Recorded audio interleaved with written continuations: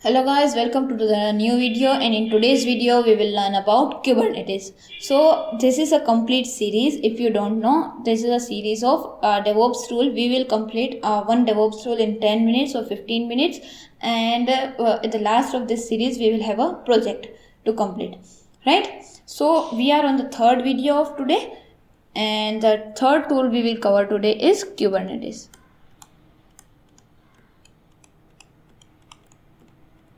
Right, now let's cover the same pattern, like what is Kubernetes and why Kubernetes.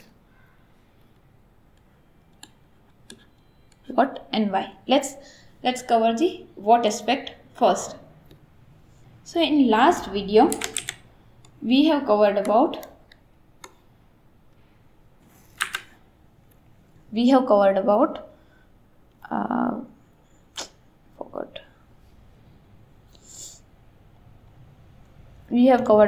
Docker, right? And the last we have covered the Docker Hub, container images, etc. Right?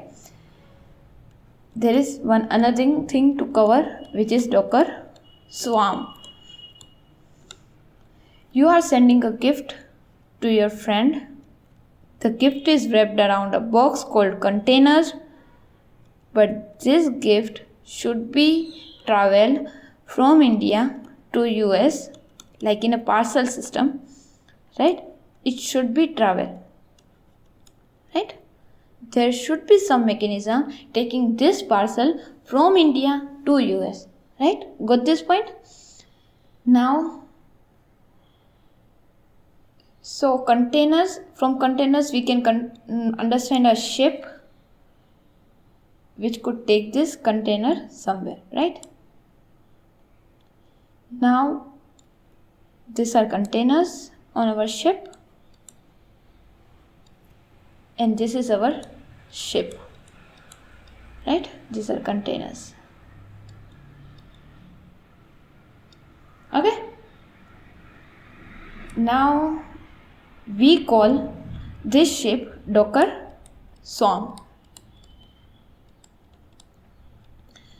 but this Docker Swarm was like a Titanic. It works for some time. Titanic was good enough to work for long, but it wasn't that good, so it sank.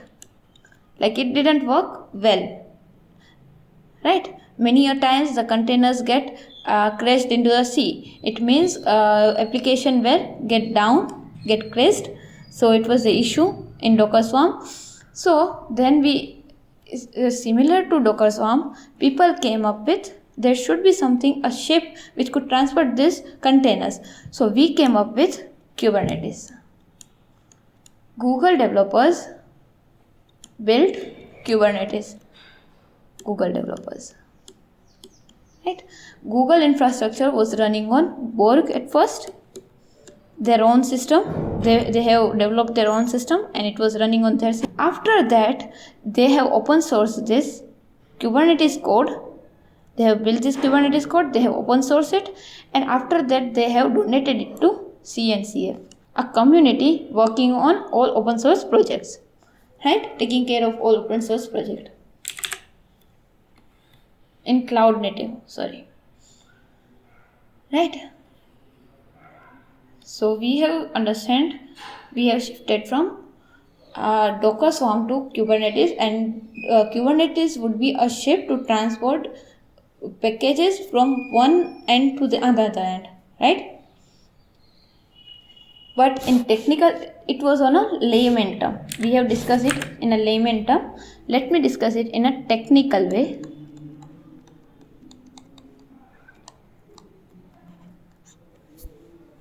So containers containing applications needs to be deployed. If the application is from India, we need to deploy, and our customers are in US, we need to deploy in US, right? And to transport this, we use a ship called Kubernetes, right? Kubernetes is a container orchestration tool. Just understand, it is a ship to manage many containers at once, to orchestrate them, to keep application up for 24/7. This is the work of Kubernetes. Right? Now,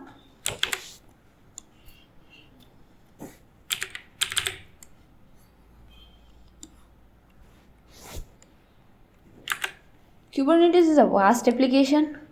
It's too complex to understand in 10 minutes. It's like a ocean. It's like an ocean. You can't understand complete ocean in 1 minute. You would get a one bucket knowledge, right? It's too vast to understand in 10 minutes, but let me try to explain the basics and fundamentals of Kubernetes.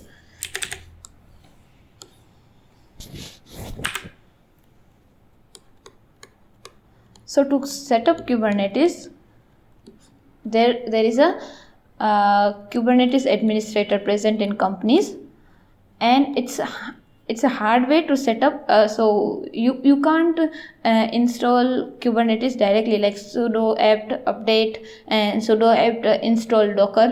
So sudo apt install Kubernetes, we can't do that, right?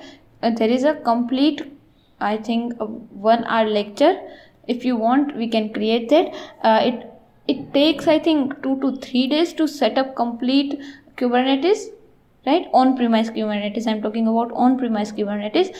There is a repo called Kubernetes the hard way, and there a person have explained how to set up a Kubernetes in a logical way, in step after step guide. So it's good repo, and if possible I will link this repo in the comment section, right? Now Kubernetes, right? Now Kubernetes the hard way, right? But to understand Kubernetes, you could set up Kubernetes easily as well with the help of Minikube. It will have one node. This is a one node cluster. So I will explain one node and all. I'm just giving you a way to install Kubernetes. Okay, so let's understand Kubernetes in detail.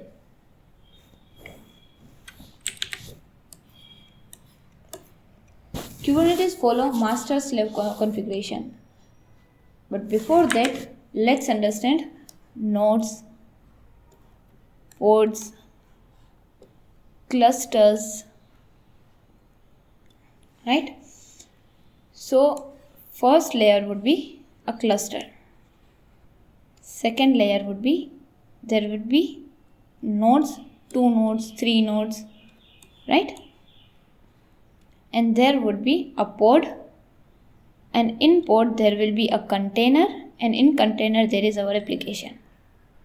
So first we have clusters.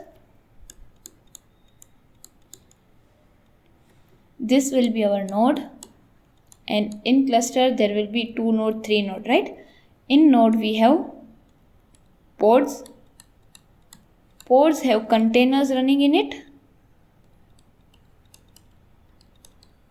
right? And containers have application. I hope you could get the structure.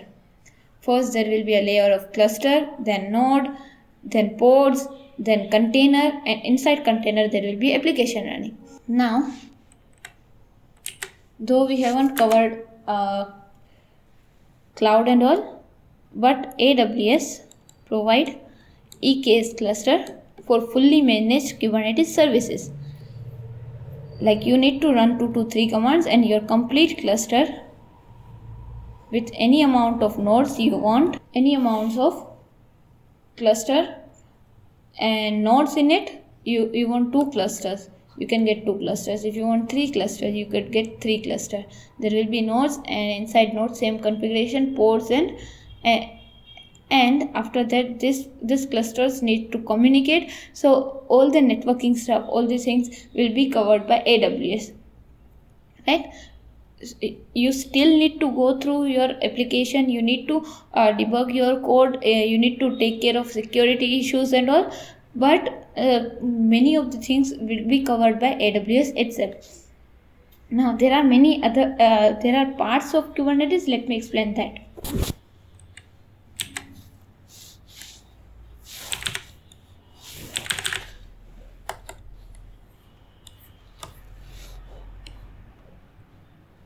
There is different part of Kubernetes like kube proxy, kubelet, etcd, controller manager,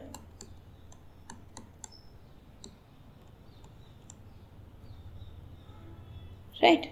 This would be a part of the services around Kubernetes. This would be a different pods of Kubernetes, right? There is a kube control. Let me explain all the things in detail. I will explain this. Let me give me a minute. So kube control will be used to interact with Kubernetes API. Okay, kube API.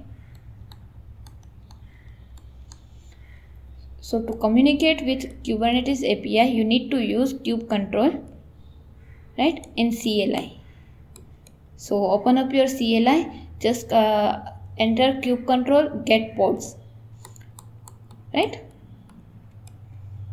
and you will get all the pods running in the kube control, right.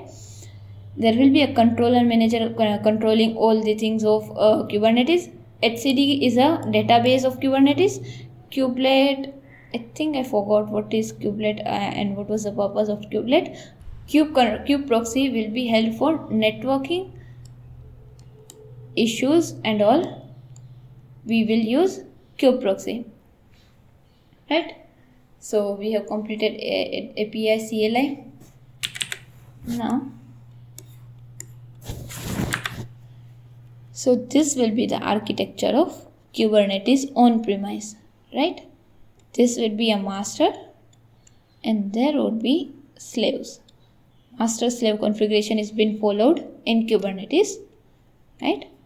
There would be one cluster, second cluster, and third cluster.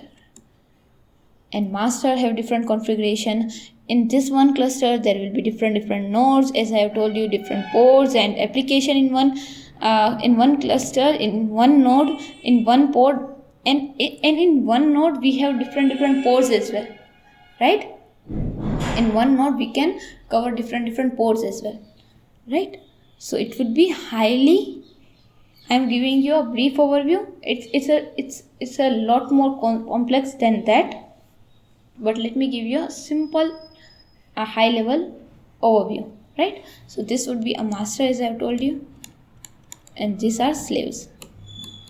Okay, so any decision will be taken by master and slaves will follow. Thank you so much for watching this video. We have completed many things. What is Kubernetes, what is Docker Swarm. We have completed the architecture of Kubernetes. We have completed the parts of Kubernetes and Minikube itself. If you want a hands-on tutorial on this tutorial, so just comment me down below and I will be come up with new video. And if you want to learn DevOps directly from me, connect to me on LinkedIn. There is a link in comment section. Till then, bye, take care, happy coding, and let's meet in the next video.